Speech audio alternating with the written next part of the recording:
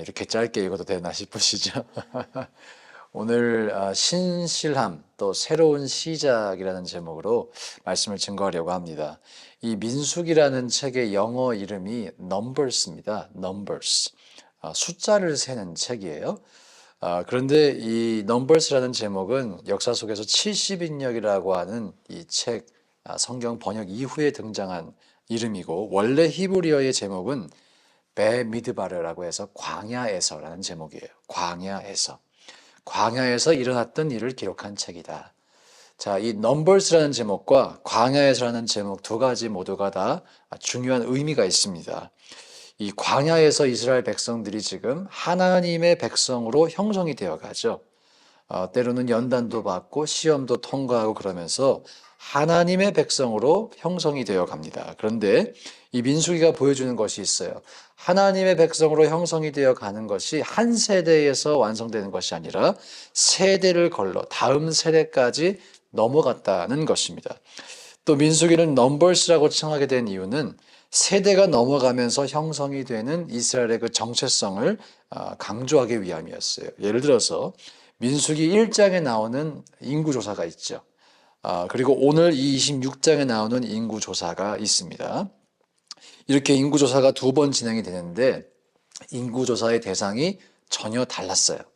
1장에 나오는 이 사람들은 하나님의 약속을 믿지 못하고 광야에서 다 죽임을 당했던 그런 세대였죠. 자, 그러면 오늘 이 26장에 소개가 되는 세대들은 어떤 세대일까요? 새롭게 형성된 이스라엘의 세컨드 제너레이션입니다. 2세대예요. 하나님께서 이 40년의 광야 기간을 통해서 소위 말해서 세대 교체를 하신 것이죠. 그리고 또 다른 믿음의 형질을 가진 사람들을 일으키신 것입니다. 이런 점에서 오늘 본문이 소개하는 이 인구조사는 매우 의미가 있는 것입니다. 우리가 사실 이 큐티 할 때 1절부터 51절까지 다 읽으시면 지루하실 거예요. 숫자만 나오니까. 그런데 이 숫자를 우리가 자세히 살펴보면 그것에 담겨 있는 하나님의 섭리와 또 은혜를 발견할 수 있어요. 몇 가지 지표를 소개하겠습니다. 총 인구가 1세대에서는 60만 3,550명이었어요. 그리고 2차 인구조사 때는 60만 1,730명이었습니다. 지금 적으실 필요 없어요. 성경에 다 나타 있습니다. 자, 차이가 있는데 1,820명 정도의 차이가 납니다. 참고로 이 숫자는 20세 이상 남성, 또 싸움에 나갈 수 있는 사람들만 대상으로 했죠. 그래서 아마 여성과 아이들까지 고려를 했다면 거의 차이가 없다라고 우리가 해석할 수 있고 더 많아졌을 수도 있을 것입니다. 자, 이렇게 전체적인 인구의 차이가 거의 없어요. 1차와 2차 사이에. 여러분, 이것이 무엇을 보여줄까요? 광야에 먹을 것이 없었습니다. 또 광야에서 출산을 했다. 한번 생각해 보세요. 여성들 병원에서 다 있는 곳에서 출산하기도 어려운데 그 텐트에서 모래에 이 바람이 부는 곳에서 아이를 낳고 그 아이 젖을 먹이고 또 그 아이가 성장하기까지 돌봤다는 것. 엄청난 악조건 속에서 이스라엘 백성이 생활했다는 것을 우리가 알 수가 있죠. 자, 그런데 그럼에도 불구하고 인구가 줄지 않았어요. 그렇죠? 이 1세대의 패역함, 또 거듭된 배신에도 불구하고 악행에도 불구하고 인구가 전혀 줄지 않았어요. 이것이 보여주는 것이 있습니다. 하나님께서 아브라함과 세우셨던 그 언약이 여전히 신실하게 이행이 되고 있다는 것입니다. 하나님의 그 신실하심이 이 1차, 2차 인구조사를 통해서 드러나고 있다는 것이죠. 자, 그리고 이렇게 전체적인 인구에는 거의 변화가 없는데 급격하게 줄어든 한 지파가 있어요. 1차 조사에서 59,300명이던 시므온 지파가 있었습니다. 그런데 오늘 22,200명이 됐어요. 약 63% 감소하였습니다. 네, 감사합니다. 63% 감소하게 됐는데요. 이 63% 감소가 되면서 이스라엘 지파 중 가장 작은 지파가 되어버렸어요. 왜 이렇게 시므온 지파는 인구가 줄었을까? 이것을 설명하는 크게 두 가지 이 설명 방법이 있습니다. 먼저는 바로 우리 앞장에서 25장에서 바알 부올 사건이 일어나요. 이스라엘 백성이 이 음행을 저지른 사건입니다. 이때 음행에 가담했다가 많은 사람들이 심판을 받게 됐어요. 그리고 대표적인 사람이 소개가 되는데 시므리라고 하는 사람, 이 시므온 지파에 속하는 시므리라는 사람이 소개가 되고 있습니다. 자, 그런데 여러분 상식적으로 볼 때 60만이 넘어간 남자만 60만이 있는 이 큰 공동체에서 어떤 사람이 한 죄를 졌는데 그 사람과 함께 누가 죄를 졌다. 누가 함께 죄를 졌을까요? 평소에 잘 어울리던 사람들일 거예요. 다른 지파 사람들 얼굴도 잘 몰랐을 것입니다. 이름도 몰랐을 거예요. 이 시므리가 누구와 함께 죄를 지었을까? 아주 높은 가능성으로 시므온 지파에 속한 그 지파 사람들이 함께 죄를 졌겠죠. 그래서 그 죄에 가담했던 사람들이 형벌을 받습니다.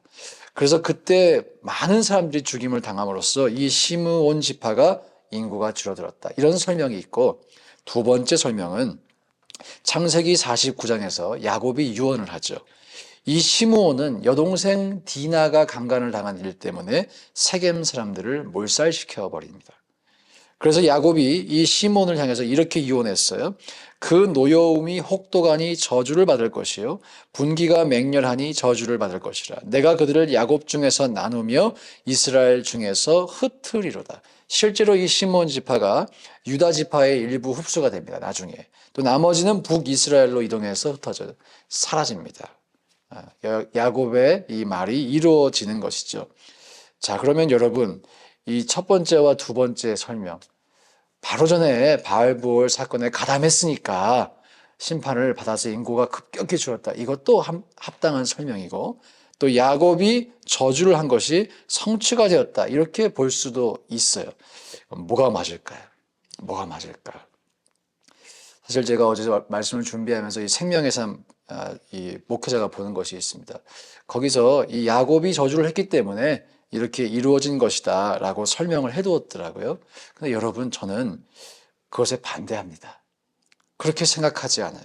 왜 그렇게 생각하는가? 오늘 우리가 읽었던 11절 말씀 때문에. 아까 어떤 아들들이 죽지 않았대요? 고라의 아들들은 죽지 아니하였더라. 여러분, 아버지 야곱이 저주했기 때문에 그 지파, 그 후손까지 다 저주를 받아야 하는 것이 하나님의 뜻일까요? 그리고 야곱이 저주했던 사람은 시므온 한 사람인데, 이 사람은 이미 오래전 사람인데 왜 세대가 건너오면서까지 그 저주가 유효해야 할까? 이런 질문이 우리에게 있지 않습니까? 한 번 선포된 저주는 그리고 취소가 안 될까요? 회개할 기회가 없을까? 하나님은 한 번 사랑하기로 결단한 사람은 끝까지 사랑하시지만 반대로 한 번 찍은 사람은 끝까지 찍으시는가? 어떻게 생각하십니까? 저는 그렇지 않다는 증거가 바로 이 고라의 아들들이 죽지 아니하였다라는 본문의 증거라고 확신합니다. 여러분, 고라가 누구였나요? 이 모세와 아론의 리더십에 반대해서 반기를 들었던 사람들이죠. 그리고 그때 이 고라가 땅속에 삼키워짐을 당하는 저주를 받았습니다. 그런데 고라의 아들들은 죽지 아니하였대요. 오늘 본문에. 왜 죽지 않았을까요? 고라의 아들들은 고라와 달랐기 때문입니다. 심판받을 행동을 하지 않았기 때문이죠. 그리고 더 나아가서 이 고라의 아들들은 후대의 위대한 가문을 이루었어요. 역대상 6장 33절에 보면 다윗이 성전 찬양대를 세울 때 고라 자손이 등장합니다. 해만이라는 사람이 등장해요. 고라의 자손이 하나님의 성전의 찬양 인도자가 된 거예요. 우리가 시편에 보면 시편 42편부터 49편까지 84편, 85편, 87편, 88편 보시면 고라 자손의 시가 있어요. 고라 자손이 찬양을 인도하고 시편까지 남기게 됐어요. 성경에 그들의 자손의 시편이 남아 있습니다. 고라 자손은 하나님을 찬양하는 도구로 위대하게 쓰임을 받았다는 것이죠. 그러므로 시므온이, 이 시므온 지파가 심판을 받은 가장 중요한 원인이 있다라면 선조에게 행해진 저주 때문이었다라기보다는 현세 그 시대의 사람들의 태도였음을 우리가 결론 내릴 수가 있습니다. 자, 이러보건대 내가 시므온의 후예인가 고라의 후예인가, 이것은 중요하지 않습니다. 정말 중요한 것은 여러분이 지금 하나님을 어떻게 믿고 있느냐겠죠. 그리고 이 이스라엘의 긴 역사를 통해서 우리가 이 하나님을 온전히 이해해야 할 줄로 믿습니다. 말씀드린 것처럼 하나님은 신실하신 분이세요. 1차 인구조사 대상자들이 하나님을 신뢰하지 못해서 심판을 받았죠. 또 그 이후에도 이 사람들이 돌이키지 않고 주님의 마음을 계속해서 아프게 했어요. 그럼에도 불구하고 하나님의 이 아브라함과 맺으신 하나님의 언약은 여전히 변하지 않았다. 우리가 이것을 발견할 수 있기를 축복합니다. 두 번째, 하나님은 새로운 기회를 주시는 분이세요.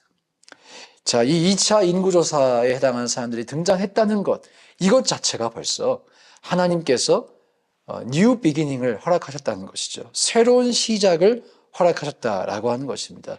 또 고라자손 방금 설명드린 것처럼 그들의 선조는 땅에 삼켜지는 그런 수치와 심판을 받았지만 그들의 후손은 하나님을 찬양하는 사람들이 되었어요. 이전 것은 지나갔으니 보라 새 것이 되었습니다. 이것을 이렇게도 좀 정리해 드리고 싶어요. 하나님께서는 축복에 대해서는 변함이 없으신 것 같아요. 성경을 곰곰이 살펴보면 하나님 우리에게 축복하시겠다. 이 변함이 없으신 것 같아요. 주님의 마음. 그러나 심판과 저주에 있어서는 언제든지 용서할 준비가 되어 계십니다. 고라자손 심판받았지만 다시 회복되었습니다. 사실 이 외에도 우리가 이 인구 조사를 통해서 얻는 영적인 교훈은 더 많겠지만 오늘 이 두 가지를 꼭 기억하셨으면 좋겠어요. 하나님의 신실하심, 또 새 기회를 주시는 하나님. 사랑하는 여러분, 이 하나님께서 저와 여러분에게도 신실하신 줄 믿습니다. 이 하나님께서 아브라함에게 언약을 주신 시간은 BC 2100년 정도로 추정합니다. 또 오늘 이 민수기 26장은 약 BC 1400년 정도 일어난 일이라고 추정해요. 그러면 시간차가 몇 년이에요? 새벽이라서 수학이 잘 안 돼요. 700년. 700년. 700년이라는 시간이 지나면 사실 약속이 무슨 소용이 있나. 700년 우리 못 살잖아요. 우린 그 시간 살지도 못합니다. 상상도 못하는 시간이죠. 그러나 하나님은 그 약속을 기억하세요.